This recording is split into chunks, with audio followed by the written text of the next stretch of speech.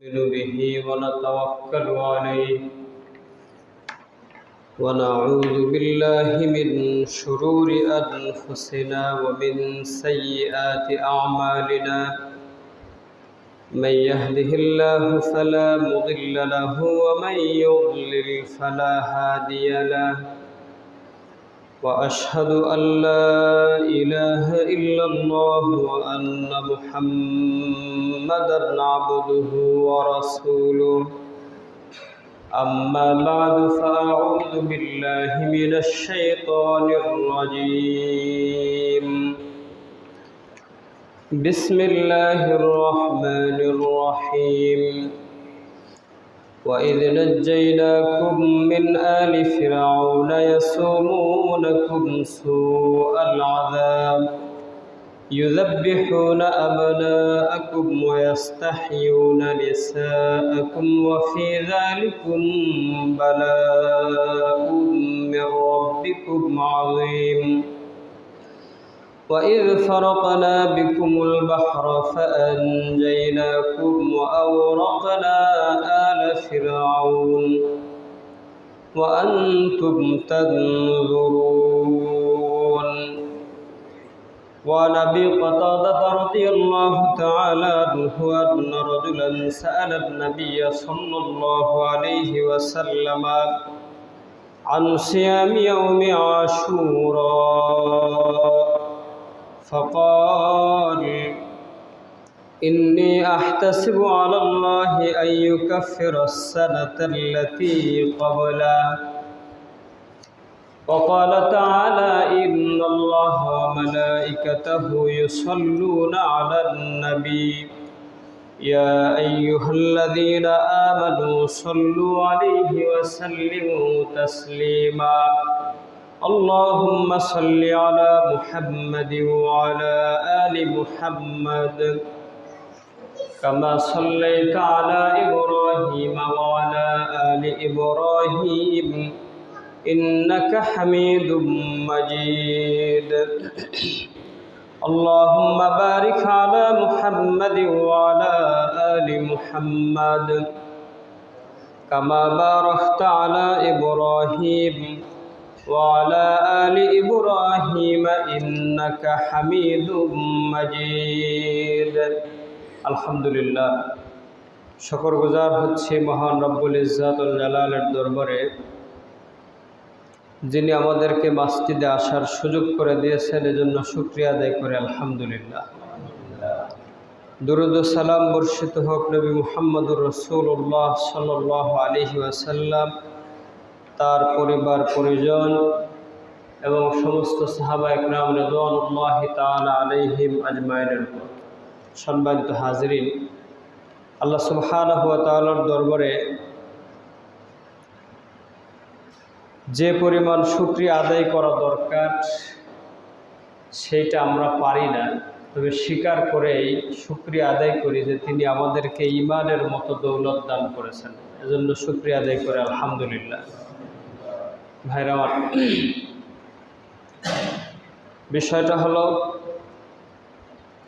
আজকে মুহররম মাসের পৃথিবীতে চাঁদ উদয়ের সময় থেকে নিয়ে আজকে 10 তারিখ, আমাদের দেশ অনুযায়ী 9 তারিখ। যাই হোক, পৃথিবীতে আল্লাহ সুবহানাহু ওয়া তাআলা বিভিন্ন ধরনের মানুষ সৃষ্টি করেছেন। ধরন বলতে চিন্তাধারা, প্রতিটা মানুষ যার যার জায়গা থেকে নিজেই নিজের চিন্তাকে প্রাধান্য দিয়ে থাকে এবং একই চিন্তার মানুষের অভাব দেখা দেয়। একই দলের মানুষ আছে, কিন্তু একই দলের ভিতরে সবার মতামত কি বলেন এক না, কখনোই না। যদি তাই হতো তাহলে দলের ভিতরে বিভেদ সৃষ্টি হতো না, তাই না? তাহলে সেনাবাহিনীর ভিতরে বিদ্রোহ সৃষ্টি হতো না। যাই হোক, আল্লাহ সুবহানাহু ওয়া তাআলা প্রত্যেক ব্যক্তিকেই তার নিজ নিজ জায়গা থেকে জিজ্ঞাসা করবেন। আর পৃথিবীর সব মানুষগুলো কখনোই একরকম হবে না। তো সাহাবা একরাম রিদওয়ানুল্লাহি তাআলা আলাইহিম আজমাইন তারা প্রত্যেকেই যার যার ব্যক্তিগত জায়গা থেকে স্বতন্ত্র ছিলেন, মতামত স্বতন্ত্র ছিল, কিন্তু ঈমানের মাসালায় আর নবীজির সুন্নাতের মাসালায় কেউ কখনো দুই ছিলেন না, সবাই কি ছিলেন? এক ছিলেন। তো সেই সাহাবাদের সাথে আর নবীজির সাথে যদি জান্নাতেই থাকতে হয়, তাহলে আপনাকে আমাকে ঈমান আর সুন্নাতের মাসালায় দুই হতে হবে। কি হতে হবে? এক হতে হবে। সম্মানিত হাজিরিন, এজন্য বললাম এই মুহররমকে কেন্দ্র করে পৃথিবীতে বিভিন্ন ধরনের মানুষের বিভিন্ন আচার অনুষ্ঠান, পালনীয় বিষয়, মতামত, মন্তব্য, আকীদা, বিশ্বাস এগুলো লক্ষ্য করা যায়, তাই না? অনেকেই বলে এটা করলে সমস্যা কী, না করলে সমস্যা কী। সর্বোপরি আমি সব সময় একটা কথাই বেশি বলি, সবাইকে বলি জীবনে যতদিন বেঁচে থাকবো আল্লাহ পাক যেন বলায় এবং এই অবস্থায় যেন পৃথিবীর থেকে বিদায় করায়, আমিন। সেটা হলো সবার আগে প্রাধান্য পাবে সেটা হচ্ছে সুন্নাত, সেটা কি? আর শেষেও যেটা প্রাধান্য পাবে সেটাও সুন্নাত, সেটা কি? সুন্নাত, নবীজির সুন্নাত। এর বাইরে কোনো কিছু প্রাধান্য পাইলে আপনাকে আমাকে সেই পথ দিয়ে জান্নাতে যাইতে হবে। কথা বুঝে আসছে? আর পৃথিবীতে বেঁচে থাকা, আমার বেঁচে থাকা, আমার মরে যাওয়া, আমার সব কিছু কার জন্যে? আল্লাহর জন্য। তাহলে আল্লাহ পাক কোন পথে আল্লাহকে পাওয়া যাবে এটা নবী সাল্লাল্লাহু আলাইহি ওয়াসাল্লামকে পাঠিয়ে আল্লাহ পাক আপনাকে আমাকে জানিয়ে দিয়েছেন। সম্মানিত হাজিরিন, বিষয়টা হলো আজকের এই মুহররমকে কেন্দ্র করে যদি আজকে 10 তারিখ ধরি বা 9 তারিখ ধরি, তাহলে আগামীকালকে 10 তারিখ বাংলাদেশ সহ পৃথিবীর বিভিন্ন দেশে শিয়া সম্প্রদায় কর্তৃক বিভিন্ন আচার অনুষ্ঠান পালন হবে। আমরা কেউ দেখতে যাব, কেউ বুঝতে যাব, কেউ শুনতে যাব, তাই না? যে যাবে তার মতো করে যাবে, এটা শরীয়তের কোনো নির্দেশ নেই, বরং নিষেধ আছে। কথা সংক্ষেপ, যদি শিয়াদের সম্পর্কে আলোচনা করতে যায় কমপক্ষে 12 জুমা সময় লাগবে। কত? কথা বুঝছেন? কত জুমা? যদি শিয়াদের অদ্যপন্ত বলতে যায় তাহলে 12 জুমা সময় লাগবে আমার জন্য, এটা কমপক্ষে। বেশি যা লাগবে সেটা আল্লাহই ভালো জানে। তবে সংক্ষেপ কথা শোনেন, শিয়াদেরকে যদি আপনি মুসলমান মনে করেন তাহলে আপনার ইমানের ভিতর ঘাটতি আছে। এটুক শোনেন কি বলছে বলেন। শিয়াদেরকে যদি মুসলমান মনে করেন তাহলে কি আছে? ইমানে ঘাটতি আছে। শিয়ারা ইসলামী শরিয়ার পুঙ্খানুপুঙ্খন যে বিষয়গুলো আছে সবগুলোকে এক জায়গায় করলে তারা মুসলমান না। কথা বুঝতে পেরেছেন? সম্মানিত হাজিরিন, আপনারা অনেকে জানেন, খুব সংক্ষেপে বলে দিচ্ছি। সেটা হলো শিয়ারা মুহররমের 10 তারিখে তাজিয়া মিছিল বের করে, আছে না? কি করে ওরা? তাজিয়া মিছিল বের করে, শরীর ক্ষত বিক্ষত করে, হাই হোসেন হাই হোসেন ইত্যাদি ইত্যাদি বলে। সম্মানিত হাজিরিন, আল্লাহর নবী আগে আসছে নাকি ইমাম হাসান হুসাইন তারাই পৃথিবীতে আগে আসছে? নবুয়ত কি নবীজির উপরে আসছে না ইমাম হাসান হুসাইনের উপর আসছে? তাই না? আল্লাহর নবী সাল্লাল্লাহু আলাইহি ওয়াসাল্লাম 3টা বছর শিবে আবি তালিব, একটা পাহাড়ের একটা গিরিপথ, এই জায়গায় 3টা বছর আটকা ছিলেন, খাবার পান নাই। নবীজি নিজেও গাছের ছাল বাকল খাইছে। আর আমরা অনেকেই নবীওয়ালা কাজ করি, নবীজির সুন্নাত জিন্দা করি, জম্মের খাওয়া খায়, না খেয়ে থাকার তো প্রশ্নই আসে না। আছে না নাই? এদের দ্বারা কোনো দিন নবীওয়ালা কাজ প্রতিষ্ঠিত হবে না, একটু শুনে রাখেন। সে যেই হোক, এই দেশ সহ সারা পৃথিবীর যে দেশের যে দল, যে মত, যে পথের মানুষই বলেন না কেন, যারা খাবার প্রিয় তাদেরকে দিয়ে কোনো দিন ইসলাম প্রতিষ্ঠিত হবে। একটা দলিল দিচ্ছি, শুধুমাত্র শোনেন। আল্লাহ সুবহানাহু ওয়া তাআলা সূরাতু মুহাম্মাদ নামে একটা সূরা নাজিল করছেন। এই সূরাটার অপর নাম হচ্ছে সূরাতুল কিতাল, অর্থাৎ সূরাতুল জিহাদ। এই সূরার 12 নম্বর আয়াতে আল্লাহ পাক ডাক দিয়ে বলছে, ইন্নাল্লাহ ইউদখিলুল্লাযীনা আমানু ওয়া আমিলুস সালিহাত, নিশ্চয়ই আল্লাহ পাক ওই মানুষগুলোকে জান্নাতে প্রবেশ করাবে যারা ঈমান আনছে এবং আমলে সালেহা করছে। তাদের কেমন জান্নাতে প্রবেশ করাবে? যার তলদেশ থেকে নহর নদী প্রবহমান থাকবে। ওয়াল্লাযীনা কাফারু, আর যারা কাফের, ইয়াতামাত্তাউন, তারা পেট পুরে খাবার খায়। কিভাবে খাবার খায় বলেন, একটু বলেন। এটা সূরা মুহাম্মাদের কত নম্বর আয়াত? 12 নম্বর আয়াত। শুধু তাই না, ওয়ায়াকুলুন, তারা এই পরিমাণ খায়, কামা তাকুলুল আনাম, যে পরিমাণে গরু, ছাগল, উট, মহিষে খায়। কে বলছে এই কথা? গরু ছাগলে কি পরিমাণ খায় বলেন? কি পরিমাণ খায়? দ্রব্যমূল্যের দাম বেশি, জন্য ওরা কম খায়। বরং দ্রব্যমূল্যের দাম বাড়ার কারণে গরুরও অবদান আছে। ওরা যদি কম খাইতো তাহলে ভুসির দাম কম থাকতো। কথা বুঝে আসছে? আর ওদিকে যাব না। আল্লাহ পাক বলছে তারা খায় কিসের মতো? চতুষ্পদ জানোয়ারের মতো। আনাম বলছে আল্লাহ পাক, যেগুলোর গোশত খাওয়া হালাল, এইগুলিকে শরীয়তের ভাষায় আনাম বলে। কি বলে? আনাম বলে। তাহলে গরু, ছাগল, মহিষ, ভেড়া, উট, দুম্বা, এইগুলো যে পরিমাণ খায়, খাওয়ার পরে কি করে বলেন? ভাই, ছাগলে গাছ খায় কিভাবে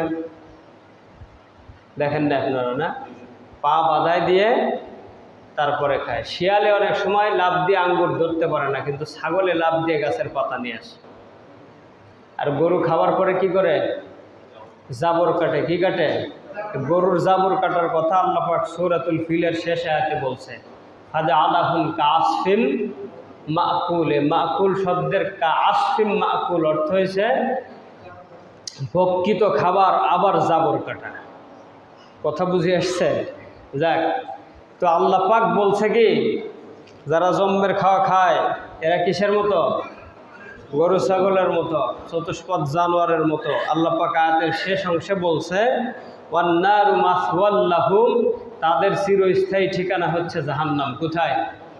জাহান্নাম। ভাইয়ের আমার, যে কথা বলতেছিলাম যে নবীজি 3টা বছর শিবে আবি তালিবের মধ্যে না খেয়ে সময় পার করেছেন, সেই ব্যাপারে কোনো দিন শিয়ারা উদযাপন বলেন করে না। উহুদের ময়দানে নবী সাল্লাল্লাহু আলাইহি ওয়াসাল্লামের দাঁত শহীদ হয়েছে। শিয়ারা কি দাঁত শহীদের কোনো দিবস পালন করছে? ওরা হাই হোসেন বলে শরীর রক্তাক্ত করছে। কই একটা দাঁত উঠায় ফেলে নেয়, বরং দাঁতে সমস্যা হলে ডেন্টালিস্টের কাছে যেয়ে পুটিং করে নিয়ে আসছে। সম্মানিত হাজরিন, এটা হচ্ছে অধ্যায়। কোরআন নাজিল হয়েছে নবীজির উপর। আশুরার খবর দিলেন নবীজি, সেই নবীজির সুন্নাত পালন না করে কার সুন্নাত পালন করে? কোন সুন্নাত না, হাসান হোসেনের রক্তাক্তের দিবস পালন করে। আসলে সেই কারবালার প্রান্তরে হুসাইন রাদিয়াল্লাহু তাআলা আনহুকে যারা শহীদ করছিল তারা কারা? তারা হচ্ছে এই শিয়া সম্প্রদায়। তারা কারা বলেন? তারা কারা? শিয়া সম্প্রদায়ের লোকেরা।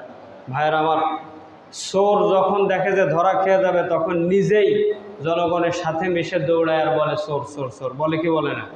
আছে না? এরা হচ্ছে সেই জাতি।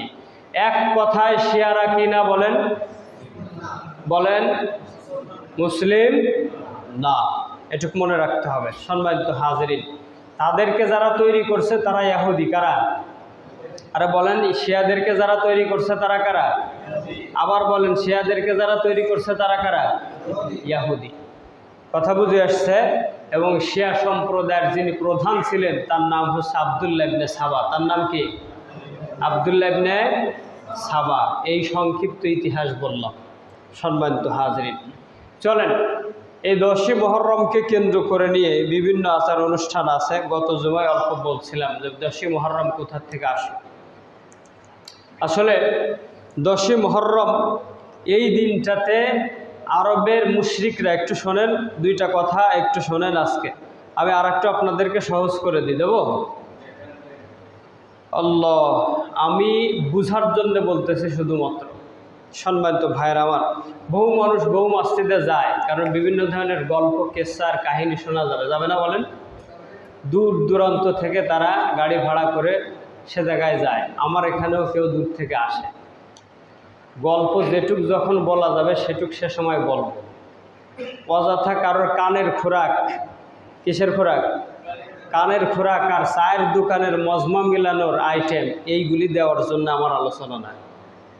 আমার আলোচনা হচ্ছে দুইটা কথা বলবো, শরীয়ত যদি কেউ মানতে চায় তার জন্য কাজে লাগবে, যদি মানতে না চায় সেটা তার ব্যক্তিগত ব্যাপার। কথা বুঝে আসছে ভাইরা আমার?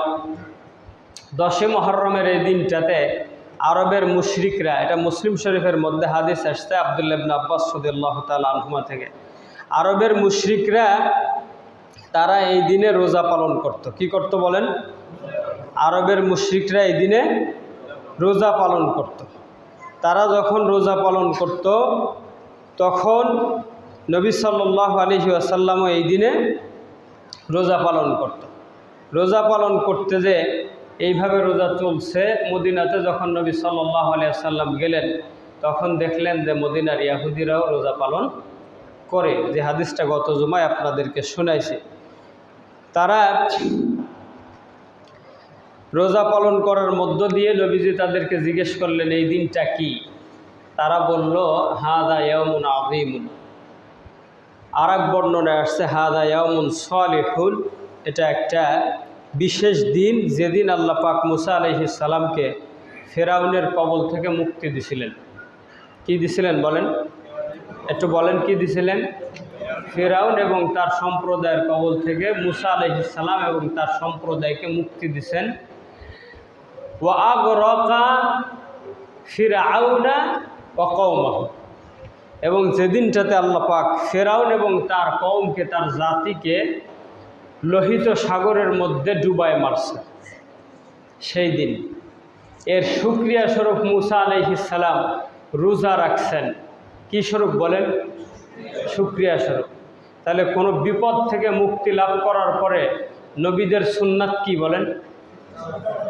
শুকরিয়া আদায় করা। এক কথায় বোঝেন, কোনো বিপদ থেকে মুক্তি লাভের পরে নবীদের সুন্নাত কি বলেন? কি করা? শুকরিয়া আদায় করা। সেই শুকরিয়া আদায় করার মাধ্যম কি? শুকরিয়া আদায় করার মাধ্যম কি? শুকরিয়া আদায় করার মাধ্যম হচ্ছে খাওয়া দাওয়া করা। মসজিদের ইমাম সাহেবরা দাওয়াত দেবেন, আরও কিছু সমাজের গণ্যমান্য জঘন্য যারা আছে তাদেরকে দাওয়াত দেবেন, নেতা নেত্রী যা আছে এদেরকেও দাওয়াত দেবেন, দেবেন না? সম্মানিত হাজিরিন, শুকরিয়া আদায়ের মাধ্যম একটা আয়াত তেলাওয়াত করতেছি, একটু শুনে নেন। আল্লাহ সুবহানাহু ওয়া তাআলা সূরাতুল বাকারার মধ্যে যে আপনাকে আমাকে ডাক দিয়ে বললেন যে ও আমার বান্দারা, তোমরা যদি শুকরিয়া আদায় করতে চাও, কি করতে চাও বলেন? শুকরিয়া আদায় করতে চাও, তাহলে কি করবা?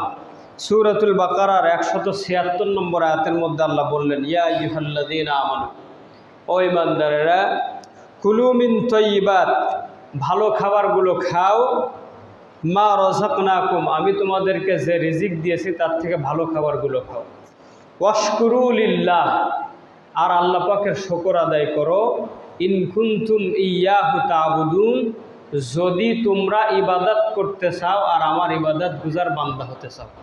কে বলছে এই কথা? কে বলছে? আল্লাহ পাক। খাইতে নিষেধ করছে না খাইতে বলছে? খাইতে নিষেধ করছে না খাইতে বলছে? খাইতে বলছে। তাহলে আমরা কখন খাবো? দুপুরবেলায় খাবো, সকালে খাবো? আসলে রোজা রাখতে গেলে কি খেয়ে রোজা রাখতে হয় না না খেয়ে রোজা রাখতে হয়? তাহলে রোজা একটা ইবাদত। আবার রোজা রাখবো শুকর আদায় করার জন্য। কিসের জন্যে? আরে বলেন না কিসের জন্যে? শুকর আদায় করার জন্য। রোজা যে ইবাদত, এতে কোনো সন্দেহ আছে? তাহলে রোজা রাখলে যে শুকর আদায় হবে, এতে কোনো সন্দেহ আছে? সম্মানিত হাজিরিন, তাহলে রোজা রাখলে যে খাওয়া লাগবে, না খেয়ে রোজা রাখা যাবে? তাহলে একটা কাজের ভিতরে 3টা কাজ উপস্থিত না অনুপস্থিত? আরে বলেন কি 3 in 1 না 1 in 3? হয়নি। 3 in 1 না 1 in 3? 1 in 3 মানে হচ্ছে 3-এর মধ্যে 1, 3-এর মধ্যে 1। আর যখন বলবেন 3 in, তাহলে কি হবে? 1-এর মধ্যে 3। আস্তাগফিরুল্লাহ ওয়া আতুবু ইলাইহি। আমি মনে করছিলাম এ জায়গায় মাস্টার্সের ছাত্ররা আছে, বলটা আমার ধরবে। সম্মানিত হাজিরিন, তাহলে রোজা এমন একটা ইবাদত যার ভিতরে কি তিনের মধ্যে এক না একের মধ্যে তিন? একের মধ্যে তিন। কথা বুঝে আসছে সম্মানিত হাজরিন? সেটা কি? রোজা একটা ইবাদত। রোজা রাখার মধ্য দিয়ে আল্লাহ পাকের শুকর আদায় হবে। আবার আল্লাহ পাক যে খাইতে বলছে, না খেয়ে রোজা রাখা যাবে? যাবে না, খেয়ে রোজা রাখতে হবে। আবার রোজা ছাড়ার সময় কি করা লাগবে? খাওয়া বাদে কি রোজা ভাঙ্গা যাবে? যাবে না। দেখেন আল্লাহ পাক সুন্দর করে সাজায় দিছে। খাইতে বলছে প্রথমে, তাহলে রোজার শুরুতে খাবো, রোজার নিয়ত করবো ইবাদতের জন্য, শুকর আদায় করার জন্য। আবার রোজা ছেড়ে দেওয়ার সময় কি খাবো। ভাইয়ের আমার, আমরা কোনো জায়গায় যদি বিজয় লাভ করি বা কোনো সময় সম্পদের মালিক হই, তখন আমরা শুকরিয়া আদায় করি বিভিন্ন গুনাহের মধ্য দিয়ে। এইটা নবীদের সুন্নাত। আরে বলেন কি না? না। দেখেন এ জায়গায় আর একটা সূত্র আছে, বলবো? রোজা রাখার মধ্য দিয়ে ইবাদত হবে, শুকর আদায় করা হবে, খাওয়া হবে। সর্বোপরি আল্লাহ পাক আপনাকে যে বিপদ থেকে বাঁচাইছে বা সম্পদের মালিক বানাইছে বা খুশির খবর দিছে, এইগুলির আর একটা শুকর আদায় করার জন্যে, এই খুশিটা, এই সম্পদটা, এই ইবাদতটা স্থায়ী হওয়ার জন্য আপনাকে আমাকে একটা দোয়া করতে হবে। আল্লাহর নবী বললেন রোজাদারের ইফতারের আগ মুহূর্তের দোয়া কবুল হয়। এবার বলেন 3 in 1 না 4 in 1? কি বলেন? 4 in 1। এইটা হচ্ছে সুন্নাত। এটা কি বলেন? সুন্নাত। একের মধ্যে কি বলেন? একের মধ্যে সাত। কথা বুঝে আসছে সম্মানিত ভাইয়ের আমার? তাহলে নবী মুসা আলাইহিস সালাম কি পালন করলেন? এদিন রোজা আদায় করলেন। জাহেলি যুগে মক্কার মুশরিকরাও এই রোজা পালন করত। এটা আল্লাহ নবী সাল্লাল্লাহু আলাইহি ওয়াসাল্লামের হাদিসের মধ্যে আসছে। এটা মুসলিম শরীফের হাদিসের মধ্যে আসছে। কোথায় আসছে বলেন? এটা মুসলিমের হাদিসের মধ্যে আসছে। দেখেন হাদিস আসার পরে দেখেন, ফাকাদ আখরাজা মুসলিম কানা আহলু খাইবার ইয়াসুমুনা। এই দিনে এখন একটা সংবাদ দেব আপনাদেরকে, যুবকরা একটু শোনো, ভালো করে শোনো, ভালো করে শোনো। এই দিনে মুহররমের এই 10 তারিখে মুসলিম শরীফের মধ্যে হাদিস আসছে, কানা আহলু খাইবারা, খাইবার, মদিনার খাইবার যে প্রদেশ আছে, এই প্রদেশে খাইবারের যে দুর্গ ছিল, এটা হচ্ছে ইহুদিদের মূল ঘাঁটি। এটা কি মূল ঘাঁটি? মদিনাতে তারা ব্যাপকভাবে বসবাস করলেও খাইবার থেকে তাদের সব কিছু পরিচালিত হতো। আর ইহুদিদেরকে আল্লাহর নবী বের করেছেন খাইবার থেকে। কোথায় থেকে? খাইবার থেকে। ভাইয়ের আমার, এই খাইবার থেকে বের করার পরে, বের করার আগে এই খাইবারে যখন গাজওয়ায়ে খাইবার, ইসলামের ইতিহাসে একটা অধ্যায় আছে। খাইবারের দুর্গ নবীজি অবরোধ করে রাখছিলেন, তারপরে সেখান থেকে ইহুদিদেরকে বের করছেন। এই খাইবারের ইহুদিরা মুহররমের এই 10 তারিখে রোজা রাখতো। আরও কি করতো তাই শোনেন। তারা রোজা রাখতো আর ইয়াত্তাখিযুনাহু ঈদান, এই দিনটাকে তারা ঈদ হিসাবে গ্রহণ করছিল। কি করছিল বলেন? এই দিনটাকে তারা কি হিসাবে গ্রহণ করছে? ঈদ হিসাবে। এরপরে বলছে ওয়ায়ালবিসুনা নিসাআহুম, ওয়ায়ালবিসুনা ওয়ায়ুলবাসুনা নিসাআহুম। দেখেন ওয়ায়ুলবাসুনা নিসাআহুম ফিহি হুলিয়িহিম ওয়াশারাতাহুম। এই দিন ইহুদিরা ইহুদিদের মেয়েদেরকে, মহিলাদেরকে তারা নতুন পোশাক দান করত। কি করত বলেন? কি করত? নতুন পোশাক দান করত। তারা এই নতুন পোশাক পরে সজ্জিত হতো। আর একটা কথা বলছে, সেইটা হলো হুলিয়িহিম, তারা তাদের যে অলঙ্কারগুলো আছে এইগুলি বেশি বেশি পরত, এগুলি বেশি বেশি পড়তো। এর পরের কথাটা হচ্ছে আপনার আমার জন্য, ভালো করে বোঝেন। এবং ইহুদিরা পুরুষ মহিলা সবার কথা এখানে আসছে। ওয়াশারাতাহুম, এখানে বিশেষ করে মহিলাদের শব্দ ব্যবহার করা হয়নি, পুরুষদের শব্দ ব্যবহার করছে। কোরআন এবং সুন্নাহের একটা মূল নীতি হচ্ছে, যখন কোনো জাতির উপর কোনো খবর দেওয়া হয়, তখন সেখানে পুরুষদের সম্পর্কে শব্দ ব্যবহার হয়। কাদের সম্পর্কে? পুরুষদের সম্পর্কে। কথা বুঝে আসছে? ওয়াশারাতাহুম বলছে ইহুদিরা বিশেষ নিদর্শন একটা জিনিস পড়তো তারা। সেই জিনিসটা কি? বিশেষ নিদর্শনের একটা জিনিস পড়তো। এই শারাত শব্দের অর্থ হচ্ছে আমাদের যুবকেরা এখন হাতের মধ্যে একটা জিনিস পরে। কি জিনিস পরে বলেন তো? কি পরে বলেন? একটু জোরে বলেন। ব্যাসলেট, এই ব্যাসলেটটাকে আরবিতে শারত বলে। কি বলে? এই জন্য আল্লাহ নবী, এটা মুসলিম শরীফের হাদিস, বলতেছেন শারতাহুম, তারা সজ্জিত হতো, তারা ব্যাসলেট পরে। কি পরে বলেন? আবার বলেন কি পরে? তাহলে ব্যাসলেট কাদের নিদর্শন? বলেন কাদের নিদর্শন? আমরা বেশি বেশি পরব।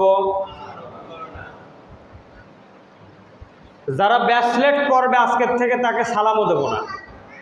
বলেন দেব, প্রথমবার দেব, তাকে বলবো এটা মুসলিম শরীফের হাদিস, আল্লাহর নবী বলছে এটা ইহুদিদের নিদর্শন। কাদের? বলেন কাদের নিদর্শন? ইহুদিদের নিদর্শন। দ্বিতীয়বার বলবো, সেবারও তাকে সালাম দেব। তৃতীয়বার যদি সে এটার থেকে বিরত না থাকে তাহলে তার জন্য কি বন্ধ? বলেন সালাম বন্ধ। মুসলিম যুবককে সোজা করতে হবে। আমি যদি সোজা না করি তা কে করবে? পরের দিন যখন সে দেখবে তার সাথে আমি সালাম বিনিময় করি না, তার সাথে কথা বলি না, তার ভিতর যদি আল্লাহ পাক হেদায়েত লিখে থাকে, তাকে অনুভূতি আসবে, তাকে নাড়া দেবে যে কেন সে আমার সাথে এমন ব্যবহার করে। তাকে আরেকবার বলবো, তোমাকে বারবার সতর্ক করা হয়েছে। এটা কাদের নিদর্শন? বলেন ইহুদিদের নিদর্শন। ভাইয়ের আমার, সময় আছে 2 মিনিট, বলি। এবার আসেন ইহুদিদের নিদর্শন। আমি আপনাদেরকে একটা ঠিকানা দিয়ে দিই, যদি কেউ ওইদিকে যান তাহলে একটু ঘুরে আসবেন। আমাদের যুবকেরা যেভাবে চুল কাটে, আছে না? দোকানে যাওয়ার পরে ব্যান্ড দিয়ে চুলগুলি আটকিয়ে, আবার ক্লিপ দিয়ে আটকিয়ে, তারপরে বিভিন্ন স্টাইলে চুল কাটে। এগুলি কাদের নিদর্শন?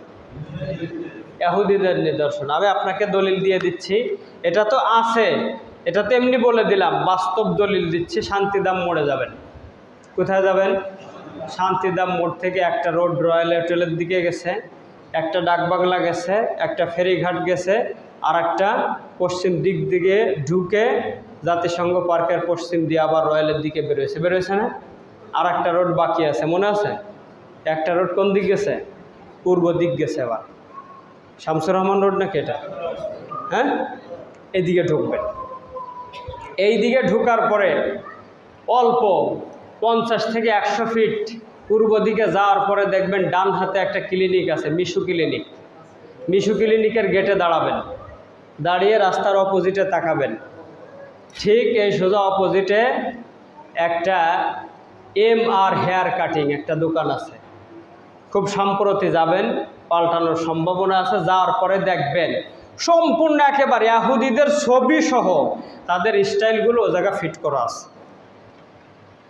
ও যুবক, তুমি আজকে যাদের নিদর্শন মাথায় নিয়ে ঘুরতেছ, তোমাকে বলি, এই অবস্থায় যদি তোমার মৃত্যু হয়, এই পৃথিবীর যদি কাবা শরীফের ইমাম সাহেব এসো তোমাকে বিসমিল্লাহি আলা মিল্লাতি রাসূলিল্লাহ বলে কবরের মধ্যে শোয়, ফেরেশতারা এসে দেখবে ইমাম সাহেব পড়ে গেছে বিসমিল্লাহি আলা মিল্লাতি রাসূলিল্লাহ, আর তোমার মাথার মধ্যে আছে কিসের রসুল?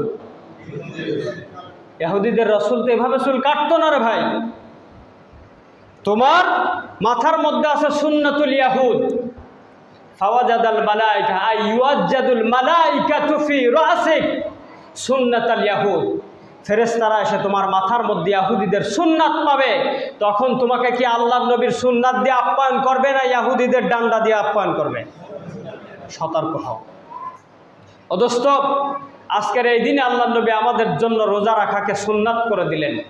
ফাআমারা রাসূলুল্লাহ সাল্লাল্লাহু আলাইহি ওয়াসাল্লাম বিসিয়ামি। আল্লাহর নবী এই দিনে আমাদেরকে রোজা রাখার আদেশ দিয়েছেন। কি দিয়েছেন বলেন? যে হাদিস গত সপ্তাহে আমরা শুনেছি, সেটা হলো নবীজি ইহুদিদেরকে পাওয়ার পরে নবীজি বললেন, নবীজি নিজে রোজা রাখলেন এবং বললেন ওয়া আমারা বিসিয়ামিহি ওয়াসামাহু রাসূলুল্লাহ সাল্লাল্লাহু আলাইহি ওয়াসাল্লাম। এদিনে নবীজি রোজা রাখলেন, ওয়া আমারা বিসিয়ামি, আমাদেরকে রোজা রাখার নির্দেশ দিয়েছেন। এই দিনে রোজা রাখা সুন্নাত। অন্য অন্য হাদিসে ছাড় আছে, যদি কেউ সুস্থ থাকে রাখতে পারবে, অসুস্থ থাকলে রাখার দরকার নেই।